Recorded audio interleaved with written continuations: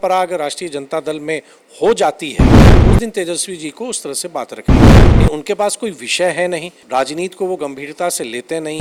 Ease of living, क्योंकि शहर लोग तभी आते हैं कि उनको लगता है कि यहाँ बेटर फैसिलिटीज़ हैं, यहाँ सुविधाएं हमको अच्छी मिलती हैं। हमने बहुत काम किया है, शहरों का बहुत विकास हुआ है।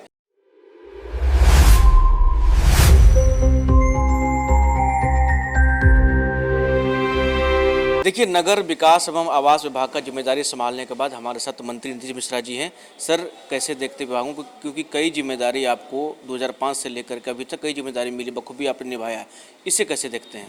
नहीं, देखिए, मैं मानता हूँ कि अब नगर विकास के लिए या नगर के एक्सपेंशन के लिए या जो सैटेलाइट टाउनशिप की बात माननीय मुख्यमंत्री जी ने की है, मैं मानता हूँ कि बिहार अब उस चीज़ के लिए तैयार है। और अब बिहार को आगे एक, जिसको कहते हैं ना कि अब एक बिहार एक टेक ऑफ के लिए तैयार है, हम उस पोजीशन पर हैं। आम ज़रूरतें, आप ग्रामीण क्षेत्र में कहीं भी जाएं, आप भी अवगत हैं और सहमत होंगे कि जो बेसिक ज़रूरत है सरकार ने उसको पूरा किया है। और आदरणीय नीतीश कुमार जी के नेतृत्व में एनडीए सरकार ने जन आकांक्षाओं की पूर्ति की है। अब एक समय है कि समय जो बदलाव हो रहा है उस बदलाव में एक आगे के एक विजन को लेके, जब माननीय प्रधानमंत्री जी विकसित भारत की बात करते हैं, जब हम आज़ादी के 100वें वर्षगांठ को 2047 में मनाएंगे, उस समय हमारा बिहार कैसा हो, हमारे बिहार की टाउनशिप कैसी हो। और शहरों में खास जो विशेष है ईज़ ऑफ लिविंग, क्योंकि शहर लोग तभी आते हैं कि उनको लगता है कि यहाँ बेटर फैसिलिटीज़ हैं, यहाँ सुविधाएं हमको अच्छी मिलती हैं, इसलिए लोग शहर की ओर आते हैं। अभी भी शहर में बहुत काम करना बाकी है। राष्ट्रीय औसत की तुलना में बिहार में शहरीकरण अभी भी बहुत कम है। लेकिन एक विषय को हमको ये भी समझना पड़ेगा कि हर एक शहर में अर्बन लोकल बॉडीज़ हैं जो जनता के द्वारा चुनी गई हैं। वो काम उनके जिम्मे है जो शहर के विकास के लिए उनको करना है। सरकार के जिम्मे नीतियां हम बनाते हैं, कहीं कहीं जो अर्बन बॉडीज़ हैं उनको किसी सपोर्ट की ज़रूरत होती है, वो हम सपोर्ट प्रोवाइड करते हैं। जैसे मेरी इच्छा है कि हर एक शहर का एक मास्टर प्लान खुद का हो, जो अगले 25-50 वर्षों में हमारा शहर कैसा होता है। आप भी सहमत होंगे कि जब शहरों में कोई काम होता है, कोई प्लान्ड वे में नहीं होता है। सीवरेज कैसे जाएगा, उसका मान लीजिए ड्रिंकिंग वाटर का आउटलेट कैसे जाएगा, सड़कें कहाँ बनेंगी। तो एक शहर में अगर हम उसका एक वृहद मास्टर प्लान बना दें, एक कार्य योजना हम बना दें कि हमारा शहर का जो विकास हो रहा है, एक्सपेंशन हो रहा है, इस ढंग से होना है, तो सरकार की राशि भी जो खर्च होती है उसके बेटर रिजल्ट्स आएंगे। हमने बहुत काम किया है, शहरों का बहुत विकास हुआ है।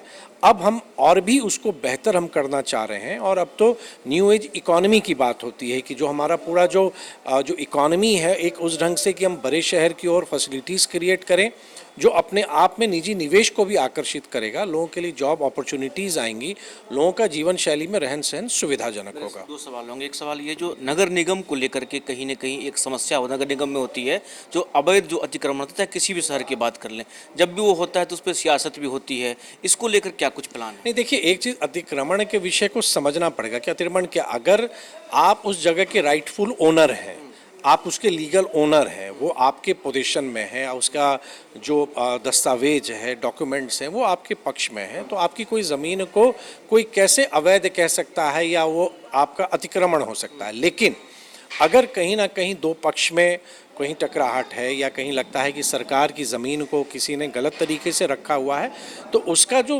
कानून के तहत जो भी सक्षम प्राधिकार हैं, चाहे हमारे पदाधिकारी हों या हमारे न्यायपालिका हो, उनके फैसले जब आते हैं तब उस बार बहुत मामलों का एग्जीक्यूशन उस ढंग से होता है। तो लोगों को लगता है कि सरकार करा रही, नहीं, सरकार अपने मन से, हाँ, अगर कोई गलत है, अतिक्रमण सही में है, तो अगर उसको सरकार हटाती है और कानूनी तरीके से हटाती है तो वो सुविधाएं वहाँ बढ़ती हैं।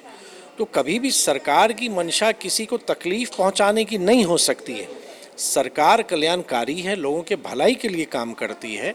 लेकिन अगर कहीं कुछ गलत है, अवैध है, तो उस पर भी कार्रवाई सरकार के द्वारा समय समय पर किया जाता है। एक छोटा अंतिम सवाल, इतना बढ़िया मंत्रिपरिषद है आप लोग कह रहे हैं, लेकिन विपक्ष के लोग तेजस्वी यादव खासकर पेशी करते हैं, परिवारवाद का उदाहरण देते हैं, कैसे देखते हैं इसको? नहीं, देखिए, मुझको लगता है ना कि अभी लगभग 4.5 वर्ष काम करने के हम तेजस्वी जी को आपके माध्यम से आग्रह करेंगे कि एनडीए सरकार की माननीय मुख्यमंत्री सम्राट चौधरी जी के नेतृत्व में जो कार्य किए जा रहे हैं उन पर ध्यान केंद्रित करें। विपक्ष में है, विपक्ष का काम है सरकार की नीतियों पर, सरकार के कामों पर अगर उनको लगता है तो उसकी आलोचना करें, उसमें सरकार का ध्यान आकृष्ट करें।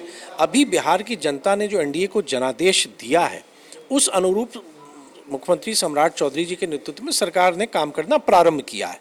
लेकिन उनके पास कोई विषय है नहीं, राजनीति को वो गंभीरता से लेते नहीं हैं। विधानसभा चले उन विषयों को रखें। परिवारवाद को अगर वो समझना चाहें, कोई भी व्यक्ति अगर निर्वाचन तरीके से आता है, चुन के आता है, वो हो सकता है राजनीतिक पृष्ठभूमि से आ रहा हो।